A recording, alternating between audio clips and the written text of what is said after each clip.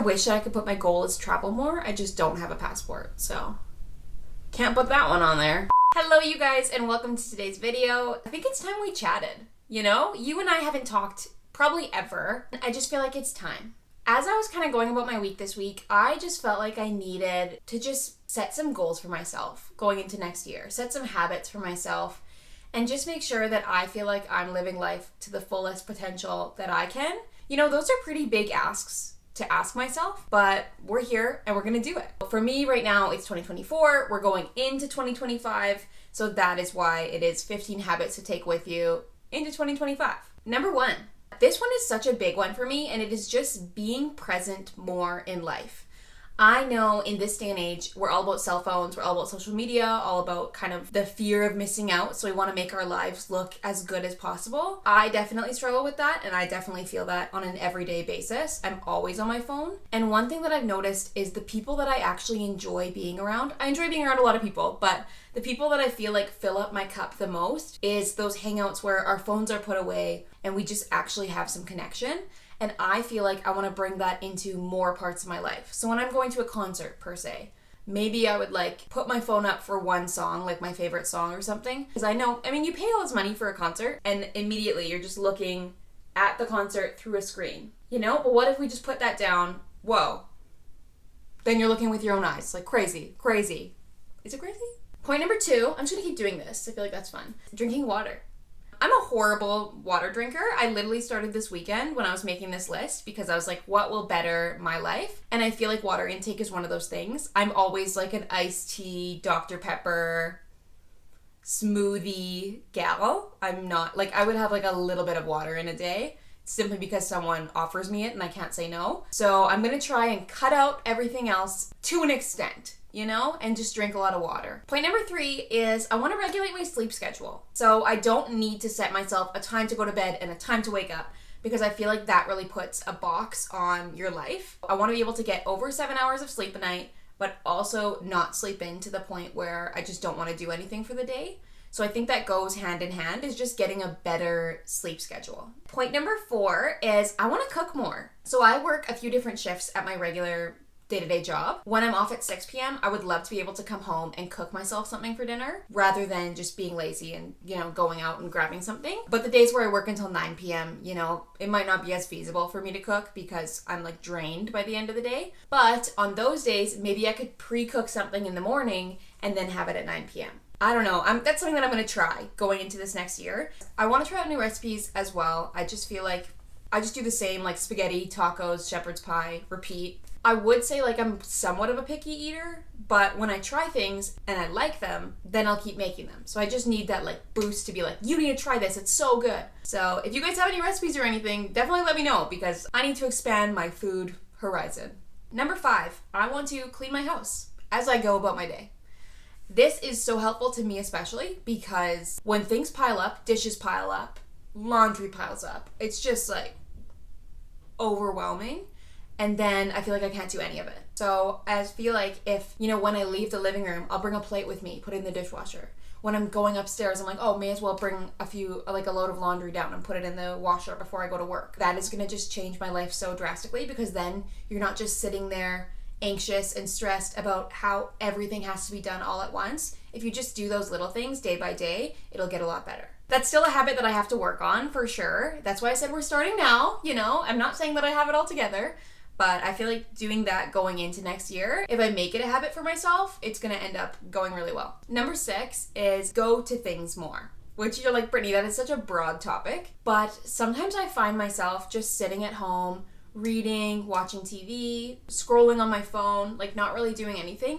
And I have found some of the most fun times in my life are when I was like, okay, I'm booking this event and I'm going. I'm gonna invite a friend. I've only gone to one comedy show in the past and it was so fun. It was such a good experience. I don't know why I'm not doing that stuff more. I know in this city that I live close to, they sometimes have like improv nights. Like what if I just went, sat, had a drink and listened to some comedy? I think that would be super fun. So that's something that I want to do. I want to just seek out things that are not just me sitting at home and hopefully they'll bring me some joy. Number 7 is attempt to learn a new language. Why is it attempt? Because I feel like maybe that's just a mental block. I know that it's hard as you're older to like learn something new, one of the languages that I just love is French. And I took a little bit of French in high school. I did a little bit of Duolingo. So like, you know, I have like the overall sounds of it. I know it sounds beautiful, so I would love to learn it. I would also love if I could ever manage to learn Turkish because I watch a lot of Turkish soap opera style shows and I think they're just the best. So if I could manage to learn that language, that would be amazing. If anyone knows how to teach me, definitely hit me up. I would love to learn it. Either of those languages. That would just be the best. I just think being bilingual is such an asset. It's something that is so, so cool. I really commend people who have learned more than one language, especially when their second one is English, because that is probably the hardest language to ever learn. Yeah, that's number 7. Number 8 is something that I find I try and already do, but I really want to get into it more, and that is complimenting people. And you're like, Brittany, you can just compliment people. It's fine. Like, that's fine. But something that I find that I love is if I'm walking through a coffee shop or down the street and I'm like, oh, I really love that girl's jacket. I'm saying it in my head. Why am I not saying it out loud? So I will, like, sometimes I want to do this more, but sometimes I will stop someone and be like, hey, just so you know, like, your hair looks so nice today. And I have had a compliment given to me before, just by random on the street. It made my whole day. It made my whole week. Like, I was living off the high of that compliment forever. So I think if I'm already thinking it inside, why not say it to them? It's not going to cause any harm. Number 9 is doing my laundry once a week. I'm kind of circling back to the cleaning as I go, except this is just something that I personally need to work on. If you've watched some of my other videos, especially my closet clean out video, you would know I have tons of clothes.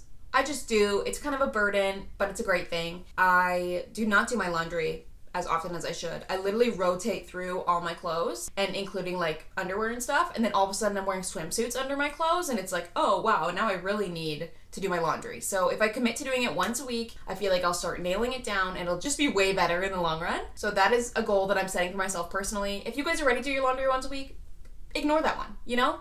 Set a different personal goal for yourself. Number 10 is scrapbooking, which you're like, what an odd goal. Again, me personally, I have so many photos on my phone and in different albums on my phone, and I would love to just put them all into scrapbooks that I can just look back on when I'm older and be like, wow, the memories. And I just think that's also a really good creative outlet where you can do a photo album and you can add little designs and stuff to it. And then I can clear it all out of my phone because it doesn't need to be in there. Number 11 is play with my pet for at least 20 minutes straight every day.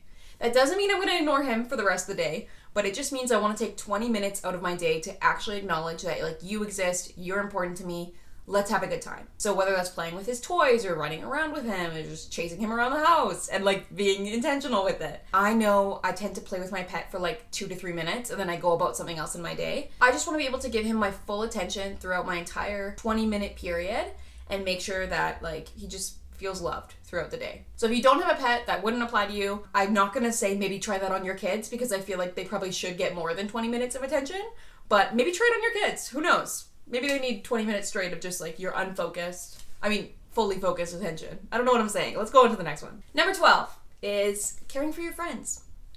And that happens in a lot of different ways. So for me, myself, I think at least once every 2 weeks, I want to be like texting my friend being like, how are you? We should go for coffee. Maybe not every 2 weeks. I have a few friends in my life, and I feel like if I went for coffee with them every 2 weeks, every day would be booked, which I would love, and I would also feel very stressed about. So I think when I'm already hanging out with one of my friends, I always am trying to plan our next hangout, whether it's 2 weeks later, 2 months later, just something so I can be like, you know what, I care about our time together, I want to spend time with you, I don't want to feel like, oh, should we be texting and reaching out and planning? Or do we just plan it when we're together and in person and already having a good time? So yeah, and I think just even like reaching out to your friends once in a while and just saying, hey, how's your day going today? I've been thinking about you. I think that's the best. I love when I can tell that my friends care about me, they care about my life and my interests, and I want to be putting more of that out into the world. Number 13 is looking good. That's such a, like, looking good. But I find for myself, when I have the best days is when I'm feeling confident. And I think I do not want to leave my house without thinking like, wow, you look really nice today. And that doesn't even mean that you have to put on a bunch of makeup and do your hair and everything. Because sometimes I wake up and I just automatically think like, wow, I look good. And some days I wake up and think I look like a little troll. So, you know, it really goes both ways. As long as I step out the door and I feel good about myself, then I know I'm already going to have a better impact on the way that I'm seeing others, the way that I interact with others. It's like that thing, you know, when you're having the worst looking day of your life and you're like, okay, I just have to go to the grocery store really, really quickly.